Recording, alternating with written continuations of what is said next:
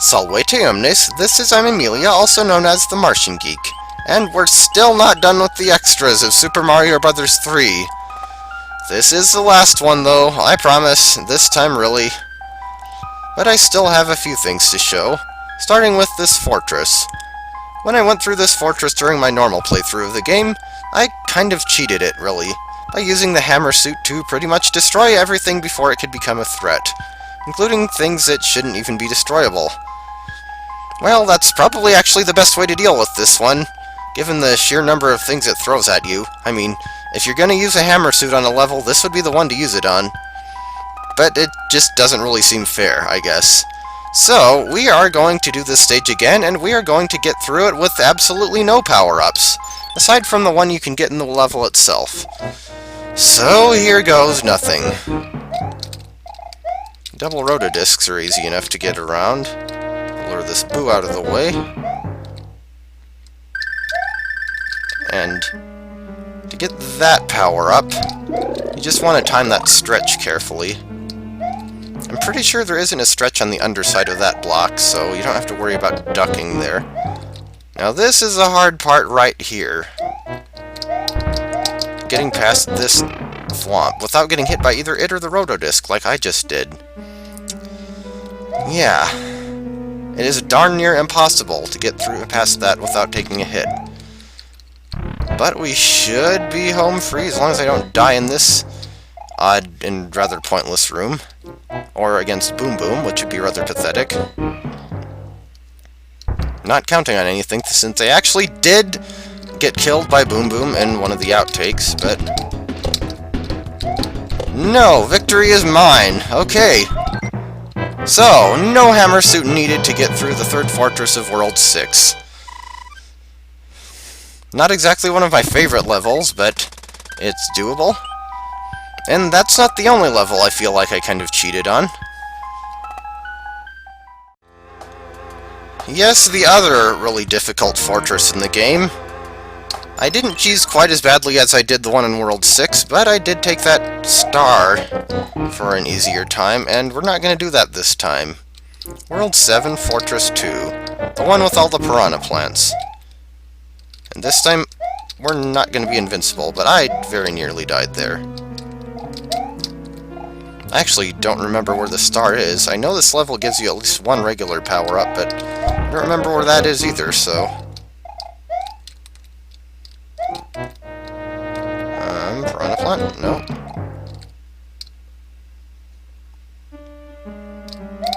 Wait for those to sync up. Okay, is this it, or is that this? That was it. Yep, should have just gotten it. Dang it. Get the boo out of the way. And the other boo. This jump is a pain. At least it's not as bad as the similar one in Super Mario Bros. 1. Or was it the Lost Levels? Now I can't remember for sure. But whichever one it was, the physics in that game are a lot worse, and the piranha plants are kind of more annoying than they are in this game. So, that's like the easier version. Hello, Boom Boom. You still suck. Bye-bye. Give me your goal sphere! So, that one can be done without getting hit.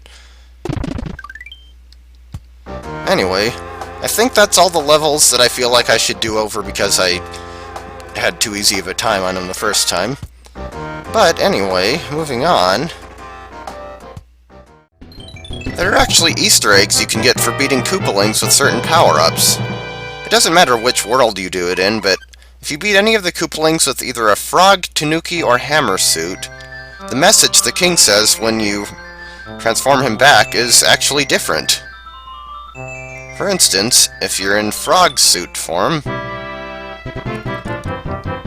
Oh me, oh my, you've been transformed! Shall I change you back with this wand? Don't worry, Mr. King, we haven't been turned into a frog.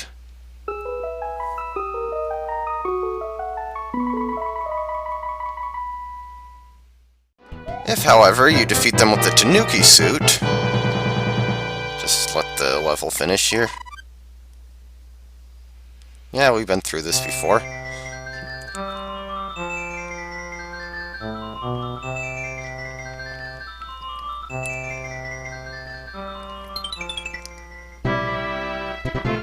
Thank you, kind raccoon. Please tell me your name. Oh, but I am not a raccoon, I am a tanuki! Or a guy in a tanuki suit. Or a furry, depending on your interpretation. And if you defeat them with the hammer suit... Insert awkward suspenseful silence here.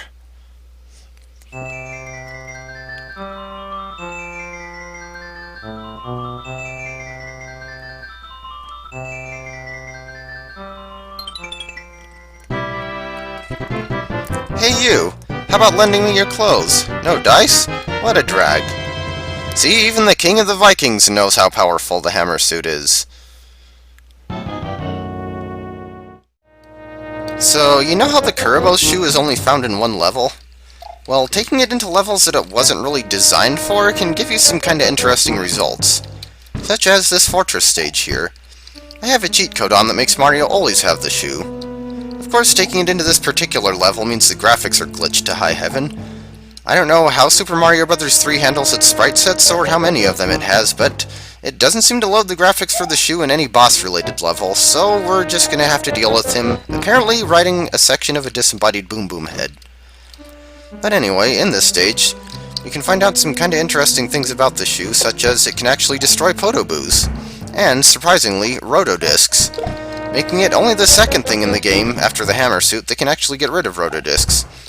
Thwomps, you can also stomp them to destroy them with the shoe, but the hitbox for doing so seems oddly specific and strict.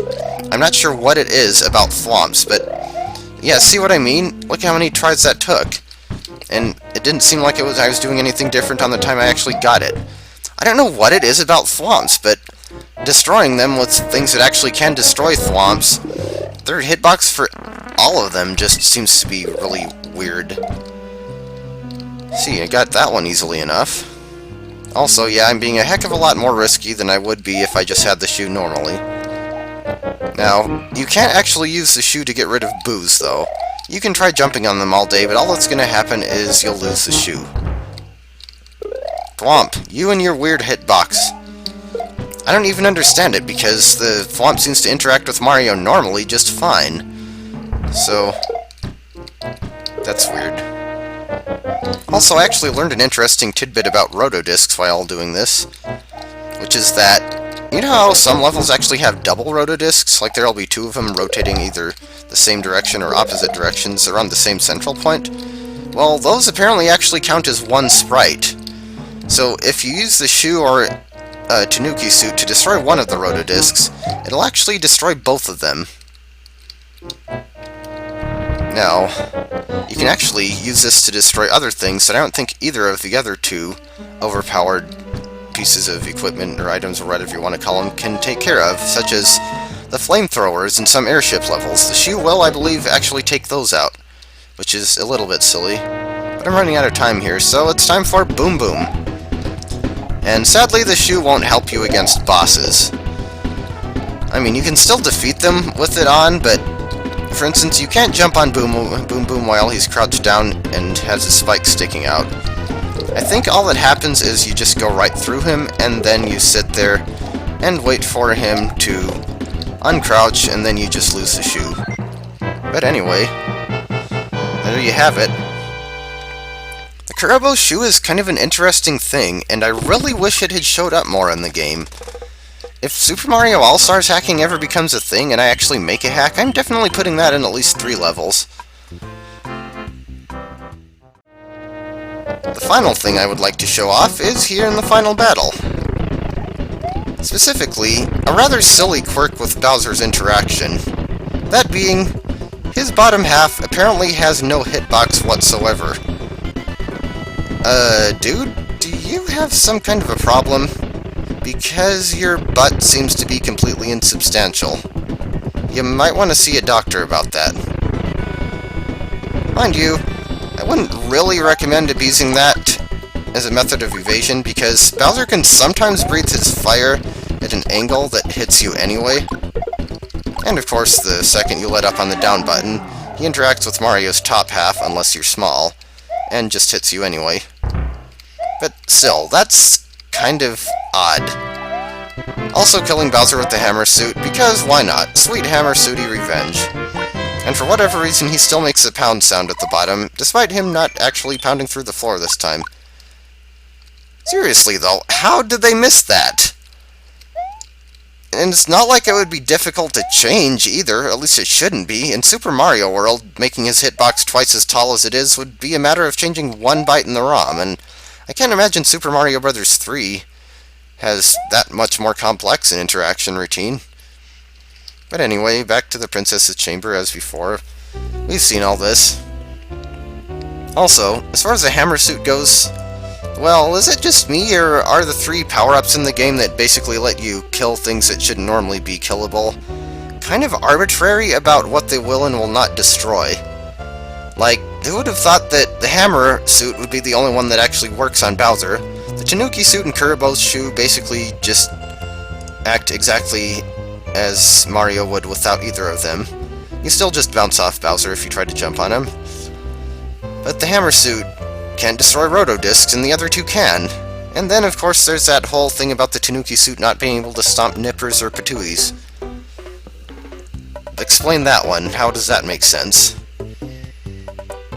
But anyway, there you have it.